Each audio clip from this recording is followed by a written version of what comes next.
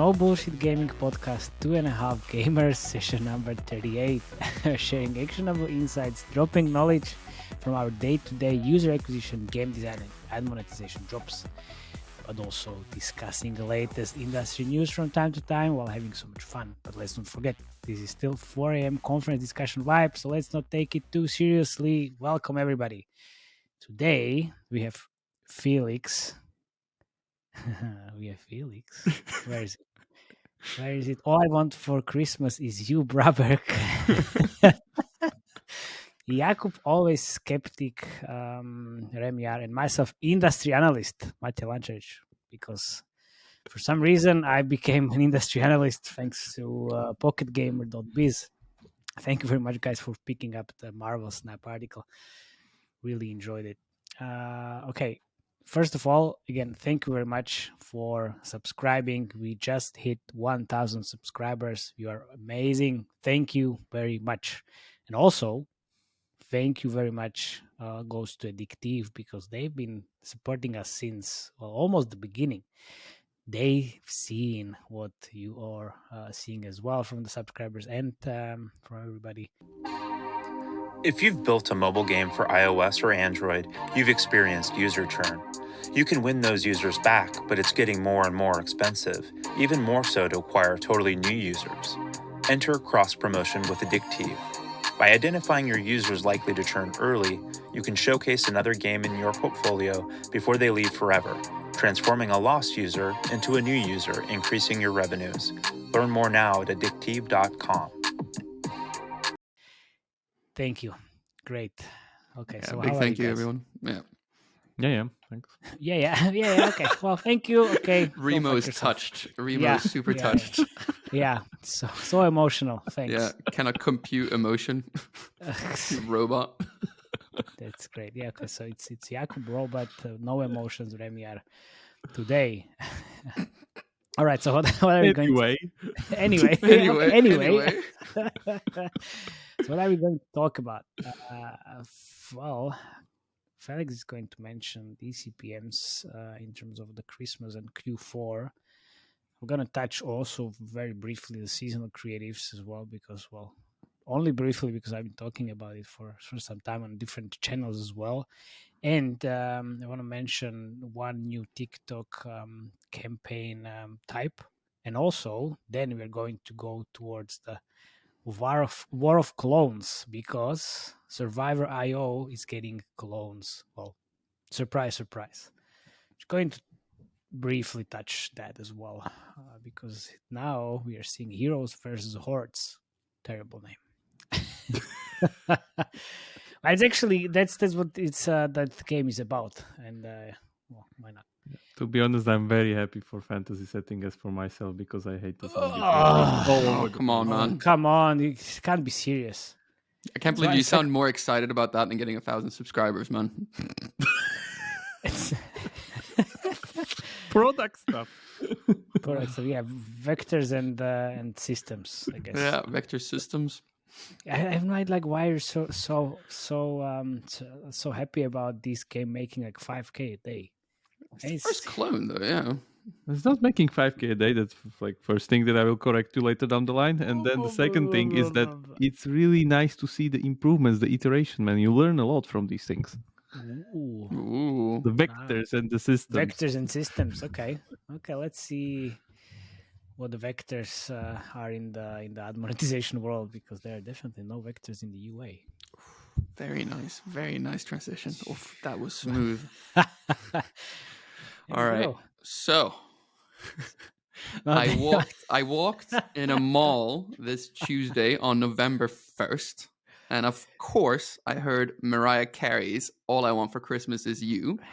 It got me thinking to three things. First, man, that's early to be getting the Christmas song, like getting on the Christmas songs.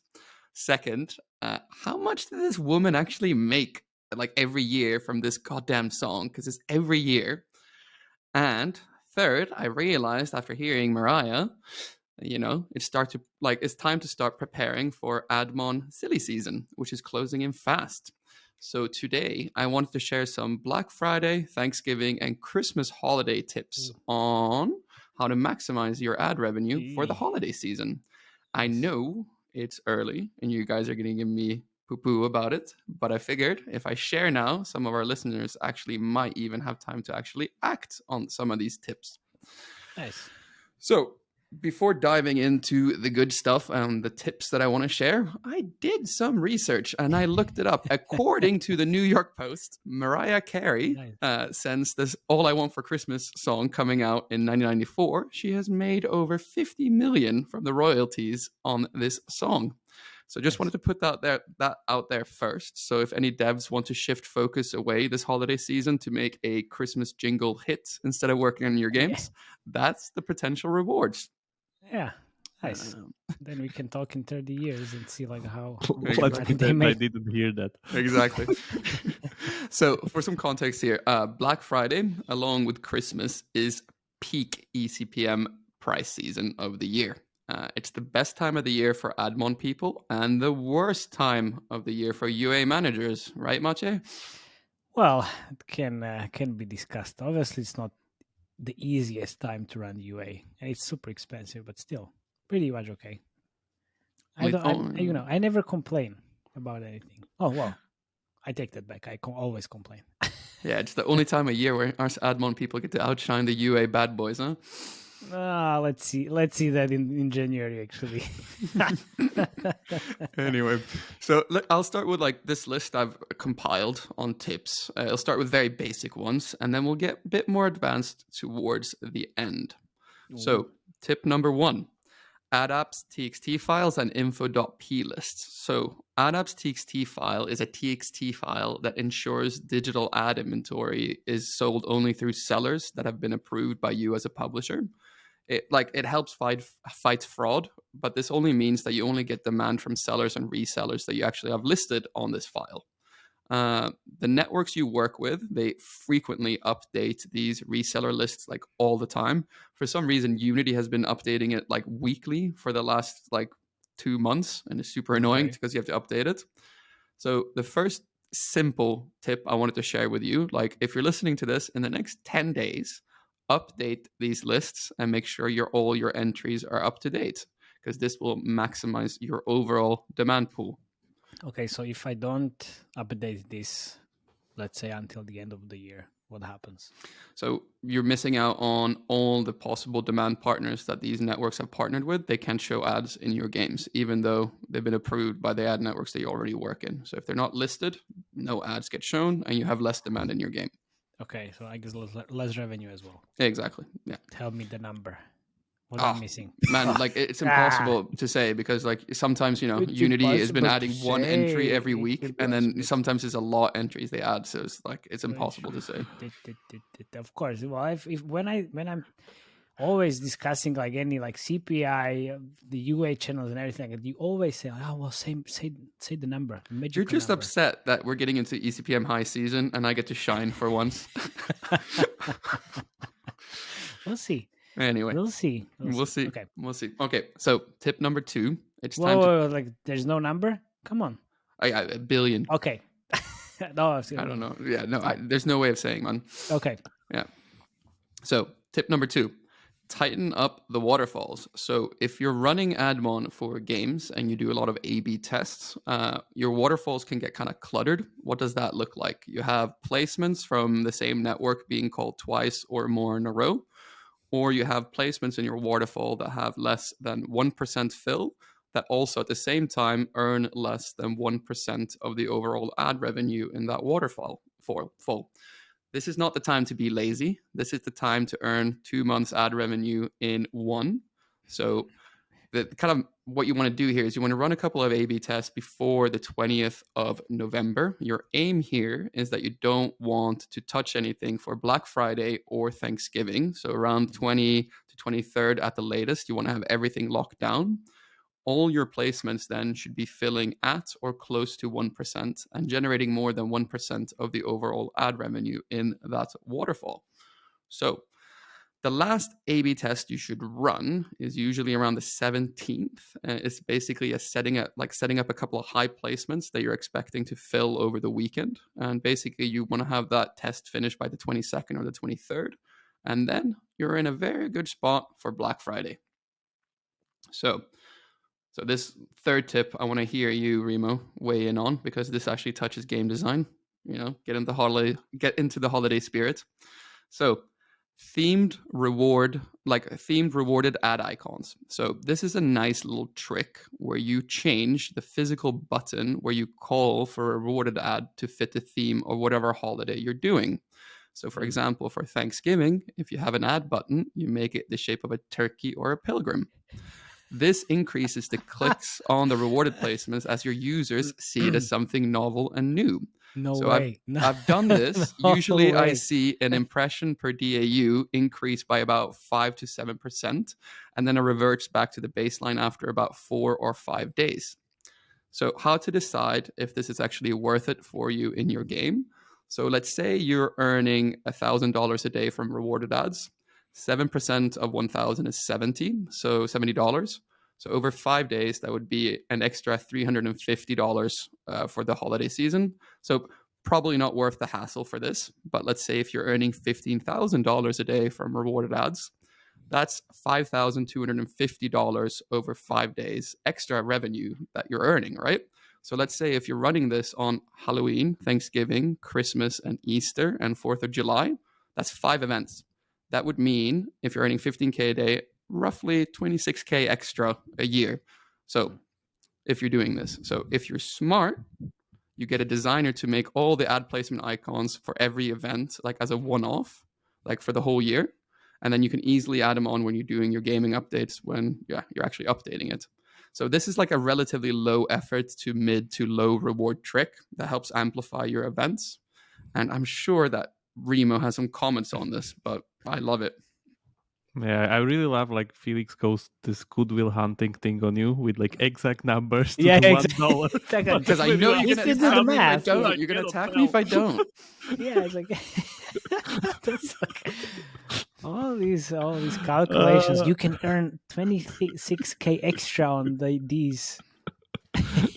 Formulas rolling over my head. Anyway, Because those formulas were hard. Yeah, super hard percentages. I never seen this, to be honest, ever. Yeah, me neither. I was like, what the fuck are you talking I'm about? this for the first time. Dude, have you never played a social point game? They do this all the time. No, never. Like I played a social point game. I didn't seen it yet. Like probably not during a season. Like I guess it definitely works because this works the same with offers, to be honest. Like special offers is just by changing their visuals, they're gonna convert more because people gonna like look for them and stuff like that. But to be honest, if you don't have the like seasonal content inside, does even if you change the visuals to Halloween, how does that convert better? It's just because of the people usually skip them if they already know what they are, so they didn't look at them. Now they actually catch their attention because of the new visual. But again, it's like marginal. It's not like it's not gonna save your ass. It's just like saying that. Yeah, but this is like some next level thing because I get that it's pretty much based on the thing that the user thinks is something new, like a new feature. Then he clicks on it, and then there's the old ad.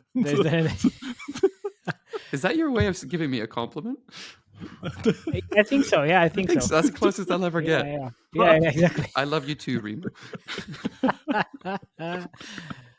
Oh my god! But like this actually never. Yeah, if you're like UI person or whoever's responsible for doing icons have like some kind of free capacity field to throw them at them, like I guess it will work for some kind of a like until people figure out the trick.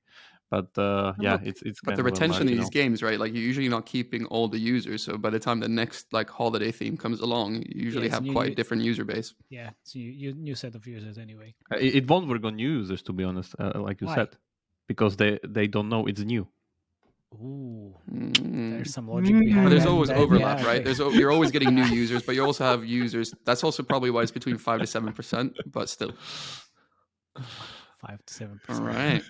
Let's move on to the final and the most pro tip. And that's about the Admob placement. So if you work for Admob, close your ears and skip ahead. So as you know, all networks have different bidding algorithms. All like algorithms are designed to do the same thing, but how they achieve their goals is unique to each network. Admob is an interesting one because essentially when you make a new placement, you go to the dashboard and you make like a brand new $40 placement. You put it in the game, and then Admob will force fill into that placement with extra inventory to test it out for the first 48 hours. So let's say that you're running a $5, $15, and $27 placement in the US. On the day before Black Friday, if you make brand new placements at, let's say, $4.95, $14.95, and $26.95, and add them, they will peak and force fill on the day when ECPM and fill is the highest, giving you an extra boost on ad revenue. I cannot condone this behavior, and of course, I've never done it. Absolutely not. No. I might have heard of some other people doing it. Important note here is, before you get too greedy, is that if you keep this up day after day, Admob will catch you. So I'm not condoning this. I'm just explaining that this is sometimes happens. Maybe one of our friends told us that this works from time to time. yeah, one of our friends. So now I'm in the holiday spirit. I'm looking forward to a very stressful next month and a half. But those are my 4 little Admon tips to get you through the holiday season. That's pretty nice, actually. The last one as well, especially the last one.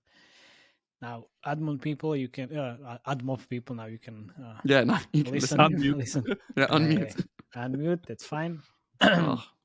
Well, in terms of the UA, it's definitely expensive season because all the e-commerce and brands is just pushing their budgets towards the UA and try to get as many sales as possible, especially before Black Friday happens, and then Cyber Monday.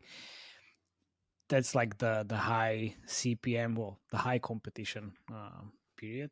Then they actually is better in like first week of December. There is like window of opportunity usually, or like 1 or 2 weeks where it actually cools down a little bit, but then it just starts again because of Christmas. But since you talked about the icons and the seasonal icons in the game, I can talk about seasonal creatives very briefly, because I usually talk about it on LinkedIn newsletter and even on my website, and I guess it's starting to be pretty annoying. So just very briefly, and it's the same logic as with fake creatives basically. So if you focus on only on the creative and you use seasonal content in the creative only, it's not gonna work. It's not gonna work at all. So you need to focus also on the first screenshot and icon. And ideally, you have seasonal content in the game, as well, so you underline the expectation flow. I hate seasonal creatives and seasonal icons personally, because it's just reps pushing from Google or Facebook, pushing you towards something which is like never proven by data. And they always say like, "Oh wow, it's amazing! You should run the Christmas creatives," and it's never work out. You're such a Grinch, Matej. Man, no, it's like it never works. It never works. No bullshit, man. No bullshit, Where's exactly. the Grinch? It's no bullshit, because everybody asked me, well, we should do the Halloween creatives. Like, okay, well, if you already done the Halloween creatives, we can try. You need to do icons, screenshots, and whatever. You have the content in the game. Yes, in that case, fine, it can work.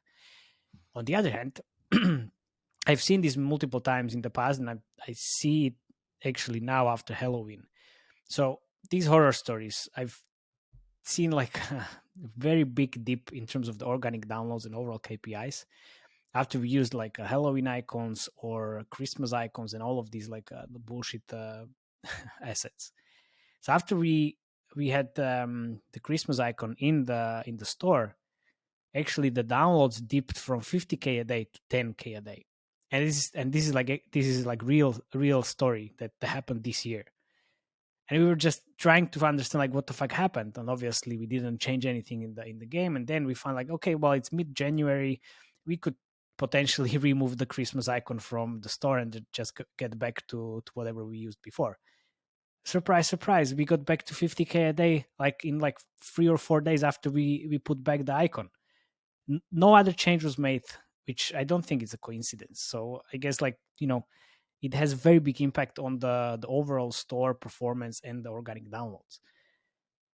So if with this in mind, usually try to think like what can go wrong, and if you need to spare the resources, just use the resources elsewhere, and don't just follow everything that everybody says, which obviously you can say that about what I just said, but no, if you want to test it out, it's fine, but then remember what I said.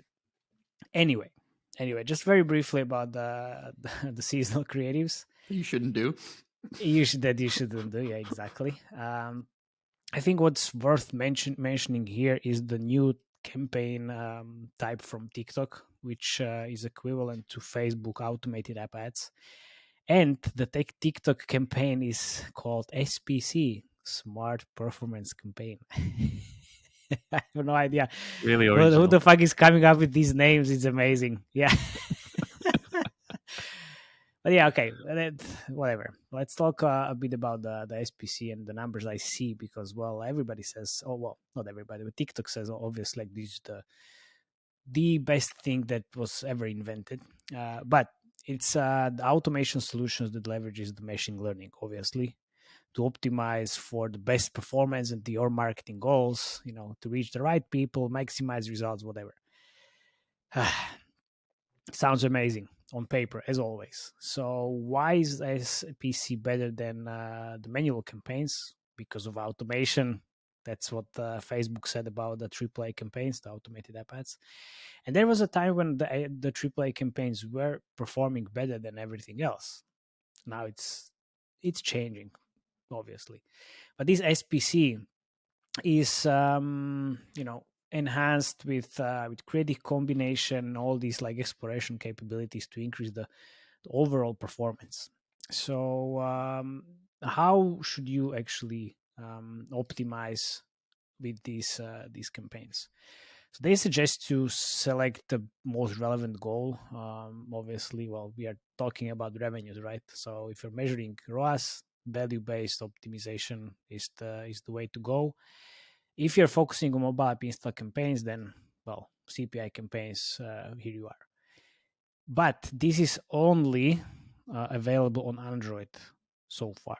And this campaign type is not supporting Pango as of now. It might be happening next year. But anyway, it's a very good addition because, all the big ad networks went towards the automation, and while Google started it back in days, everybody from the UA hated it back in days because it was such a big black box. Then Facebook went for it. Now TikTok is going for it. So how does it actually work? Because obviously I want to start with these campaigns and try to test it out. It sucks. So we can move on. Outstanding move. Outstanding move. No. Like, okay. So I tested it out, and it's not outperforming the manual campaigns at all in terms of the purchases, and I had to just pause it because, it wasn't anywhere close to the manual campaigns in terms of ROAS. How far away? I'm seeing day one with manual campaigns, day one ROAS with manual campaigns 40%. With this was like 17, so it's very, very far. That's not good. And sometimes. One noob question for not UA people. What's the difference between, like, actual difference between these two campaign types? Like some kind of algorithm change within TikTok when you're doing it? Yeah. Mm-hmm. So you have less options, less targeting options that you need to fill in the targeting in the campaign. It's broad. You need more towards the algorithm's choice. Yeah. Okay. So it's just very simple. I mean, it's smart, yeah. It's very smart. It's very smart. Can't go wrong. You just but it's very easy to use for non-UA people. So you just select multiple things, upload creatives, and then just push the button, and that's it. Okay. But obviously, like, and then you get 17% ROAS. Then you get 17% ROAS. Yes. But it's a start. We will. I will definitely keep pushing on it because it makes sense. It makes sense. It made sense for Facebook, so I think this can work. I've been discussing this with the TikTok guys actually, and the consensus right now is that this campaign works the best for mid-funnel events such as like registration, level achieved, or complete tutorial. Purchase events tends to do better with like these manual campaigns. which is interesting. But this smart performance, well, it's like smart performance campaign. Yeah, okay. It's like I'm not used to this SPC still. So it works better in terms of the CPMs and CPC, which, I mean, I don't care if I'm optimizing for revenue. But it might work quite well for the CPI optimization, which is something I'm definitely going to do now because, the game I manage, one of the games I manage, is pretty strong on ad revenue. So I think this could work, and I will try to push this as hard as I can to see how low I can go with the CPI. Because I mentioned like multiple times before, Facebook and TikTok now, when I run the same campaigns on Facebook and same campaign types on TikTok is getting better quality users, 4 times cheaper. 4 times cheaper. So, and that's huge, man. That's super huge. And TikTok is one of the best performing channels for like several games that I manage at the moment. It works, okay. Works so you great. then optimize, or let's say diversify within the channel itself between these two types. Man, look Diversification at this within diversification. yeah, it's like I'll have t-shirts made. Oh yeah, please do. Oh yeah, of course. Yeah, then you diversify within the channel. That's that's next level of diversification. Oof. I guess you been listening to what we are discussing. Yeah, I had to, unfortunately. Every week. You had to. Come on. Like now you're a very good UA person. Oh no, you're not. No. Have Anyway. sorry, random question as well. Have they sorted out that bullshit you had to do when you start new campaigns that you like were limited to only one geo? Because I remember that was the issue. It's still the same. That's still the same. So I had this call on Thursday with my company from Czech Republic. I was like, hey guys, so fun stuff. We can't use US in our campaigns because we're not eligible there. Because I need to talk to my friends at TikTok to actually get that into our account. So it's still geo specific. Funnily enough. That's nice of them.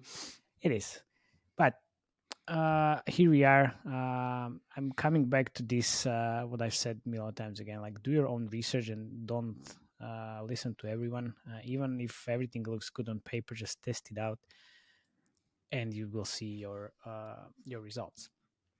Now we are getting closer to the Heroes versus Hordes game, which is cloning the Survivor IO.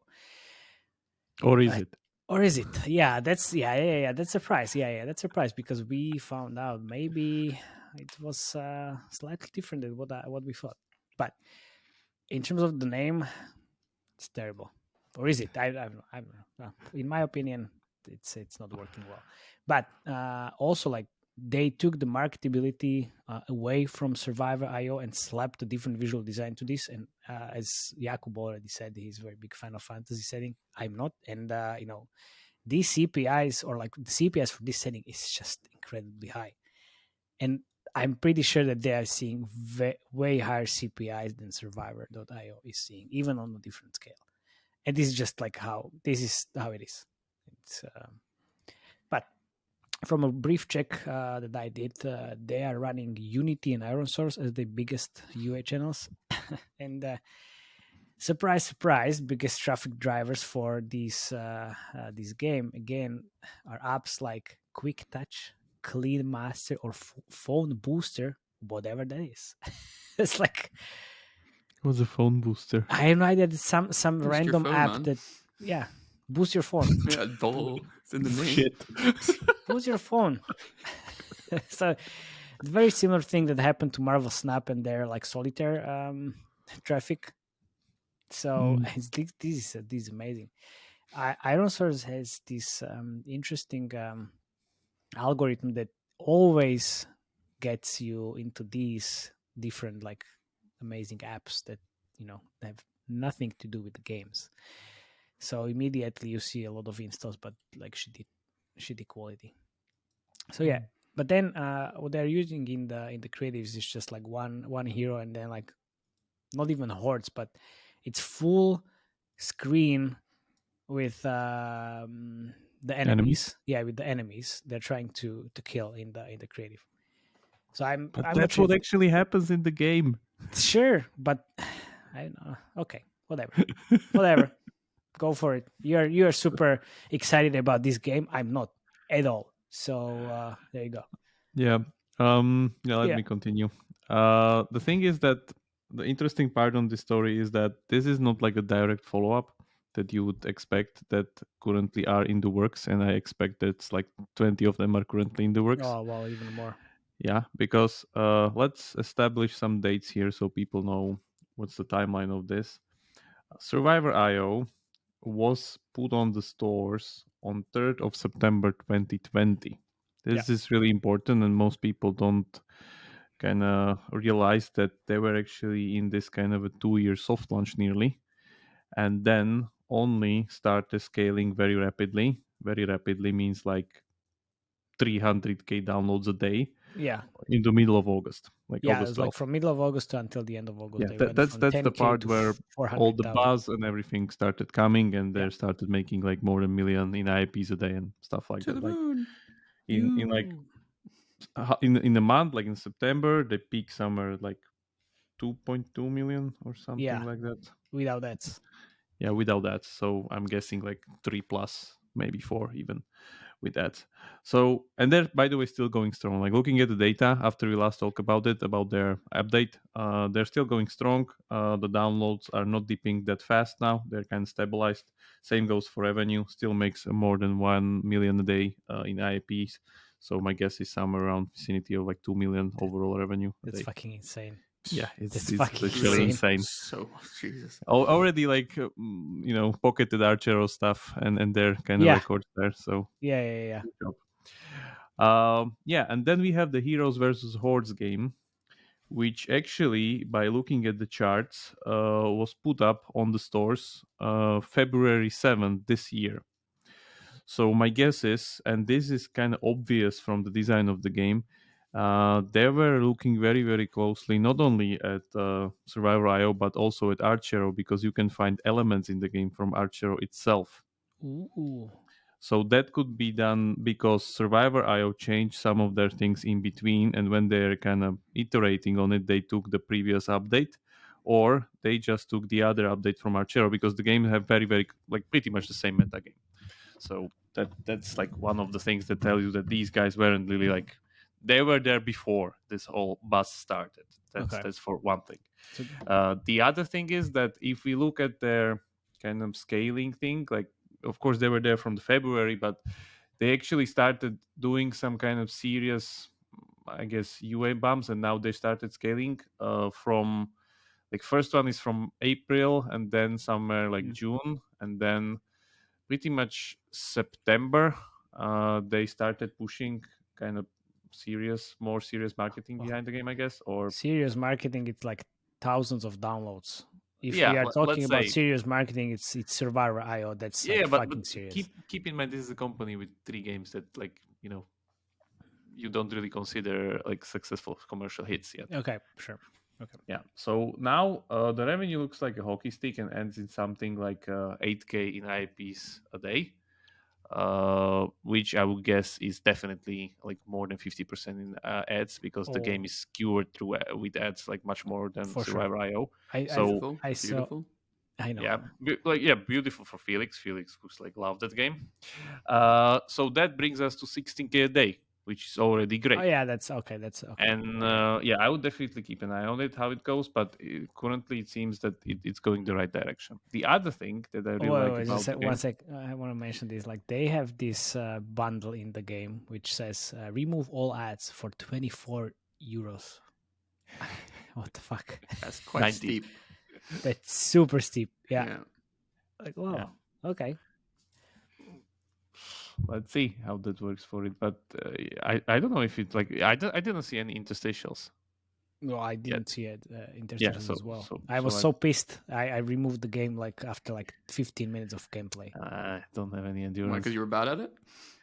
No, He just thought it's like complete clone because he didn't look under the surface into vectors and systems. Yeah. I don't give a fuck about vectors and systems. I was just so pissed. I was like, oh, what?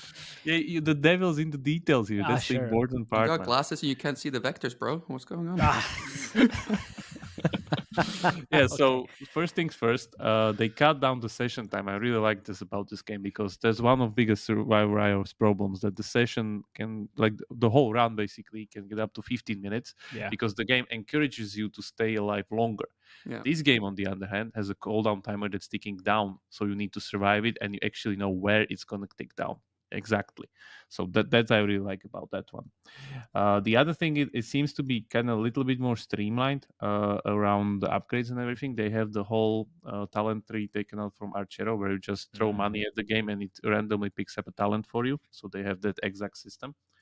And the other thing is that they have already higher spending. It seems that they will have already higher spending depth, or let's say more system power layers than Survivor IO, because the game starts with, of course, the six equipment slots like Survivor IO, but then already on the screen I can see some kind of jewel and gem cutter socketing mechanic where I can put like 3 things into the gear, like sockets, like something like from Diablo. Nice. Which I would guess would also hold another power layer. And then on top of it, the game already have heroes in the game, meaning that different heroes have different kind of abilities. There's like 8 heroes already by default, like Spirit Shaman and like Summon Spirit Beast. Like it's already much more interesting to be honest. Super interesting. And it's fantasy. Yeah. Yeah. The other thing is that there's also the collection mechanic that they have there, where you kind of see a clear list of weapons and how they unlock, and you're not that confused like you are in Survivor IO. That's very nice. That's a very nice touch, to be honest. Yeah, and you even unlock them and get points of like first seeing them and putting into the index thing, like a bestiary. Wow. When I look that actually makes a difference. Sure, of course, but when I look at the revenues, it's so much better. 16K versus 1.5 million. Wow. Clone, that's quite good, right? Let's see in the month. Yeah. Okay, sure. Maybe we will, just want to say that I wouldn't dismiss this game as some kind of cheap clone, because definitely they were following it for a longer time, so it's like, I guess, pretty polished. You can see some still like rough edges from here and there. Like if you look into like even the monsters, they look like, sorry, they don't look really appealing, to be honest. Even the graphics for the heroes and everything. They like the graphics are pretty much like top to bottom view, so you don't even see them, like portrait wise. It's terrible. It's terrible. Let's just say it's terrible. It's terrible. So like terrible. It's not the problem, I think. No, it's if it's a low CPI, it's not the problem, of course. Exactly, but this is terrible definitely means low CPI. So this is way far from low CPI. Man. Yeah, but fantasy adds on top of that CPI. But yeah, exactly. I'm kind of curious how this will pass out, because, as I said, some of the systems are different, or it's not like a clear clone. But then if you look at the gameplay, it seems that it's like you have the crystal leveling mechanic where you collect crystals that that drop out of enemies, and then you level up very fast, and then you pretty much become this kind of a grinder where everything just goes you and dies, and you don't even need like press a button. So they have there, but pretty much like very interesting abilities like Vampire Aura already I saw, or some kind of Flame Ring and that's stuff nice, like that. So I'm guessing like it can be a little bit more engaging already for me. Like I like this core gameplay a little bit more than the one that Survivor IO has, because Survivor IO, after like 5 to 6 rounds, like I know my strategy. I exactly know which weapon I want to collect and evolve, and it's pretty much rinse and repeat. There's but you know why that works, because it's for wide audience. This from what you are talking about, it's like it's niche. It's not niche. First things first, Survivor IO never tells you that there's any evolution on the weapons and that you need to evolve them. These guys actually kind of have the bestiary, and they even have tips on the things, like best combined with these. Okay, nice. So they were definitely noticing. Survivor, they were noticing some of the things that could be improved, and they weren't cheap on it. So I like that you see that they try to improve upon the original. So let's see how it plays out. Triple A clone, huh? War of clones. Triple A clone. Even if honestly, even if they can reach like 10th of a scale, which is like 100K a day, this is like outstanding success. Oh yeah, sure, 100%. That's true. So where is this company coming from? I don't know actually. Like the thing is that it's not even paired into our favorite data analytics tools. Yeah, they have one different is names. called Moon Studios INC, and the other one is called Swift Games UG, which is on iOS. The previous one was on Google Play. Yeah. So yeah, don't know. They have few other kind of follow-up games on their accounts there, like the similar to the one that we talked, like the tile puzzle one, the widget game. Yeah. Okay. That we talked about before. So don't know. My guess is that it's some kind of a small team that's kind of very agile and nimble, that is able to kind of pick their fights, and I guess they picked their right fight here. Oh, could it be Habby doing, a sneak thing for a reskin? What? You mean like Habby being this? Yeah. No, I don't think so. No. You wouldn't do that. Habby is already doing the reskins. They're just changing the core gameplay on their main account. Like they have a runner with this meta, then they have the pinball game, Pumball, with the same meta. They're already doing reskins like all over the place. So yeah. Okay, so we need to have a close eye on this one and see what happens in there. Same as we are keeping a close eye on Marvel Snap, which did like a patch note yesterday. Where they added new character logos and gameplay titles. Yeah. And no ads. no, there won't be any ads. Yeah, most probably it's not gonna happen. Yeah. No, I'm just waiting for that spending depth update. Really, I'm looking really forward to it. Sure, of course you are. But yeah, I guess is that it for this week? Yeah, and by the way, if anybody at Marvel Snap is listening, like feel free to throw like more objectives. Like I'm running out of stuff with kind of like pretty much the whole season thing. Like I have like need to wait for unlock. There's nothing else to do, to be honest. Yeah, well, could watch ads. Watch ads. Or play other games. It's easy. Exactly. Yeah. All right. Thank you very much. I guess guys, subscribe, share this with your industry friends, dogs and cats. Cats very important. They love to listen to us. All right. See you next time. Bye bye. Bye bye.